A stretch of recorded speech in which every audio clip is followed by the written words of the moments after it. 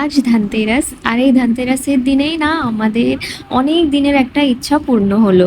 তো আমাদের অনেক দিনেরই ইচ্ছা ছিল একটা এয়ার ফ্রায়ার কিনবো। তো আজকে এই এয়ার ফ্রায়ারটা কিনেই নিলাম। আগে ভাবছিলাম কি মার্কেটে গিয়ে সব থেকে নেব, কিন্তু আজকে যা ভিড় মার্কেটে, আজকে বেরানো একদমই সম্ভব না।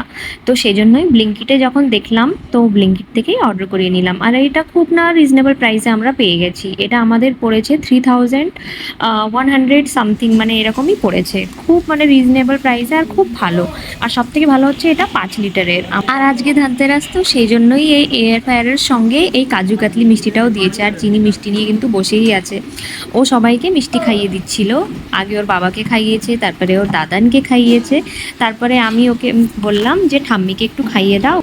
ছোট হয়ে গেল। ঠাম্মাকে দাও। আমাকে শুধু দাও। ঠাম্মাকে দাও। আচ্ছা আমাকে একটু খাইয়ে দাও। ঠাম্মাকে খাইয়ে দাও। আর খাও না, ঠাম্মাকে খাইয়ে দিয়ে তো। ও মা, ঠাম্মাকে দেবে না, পুরো ঢুকিয়ে দিয়েছে মুখে। ঠাম্মাকে সত্যি নাকি?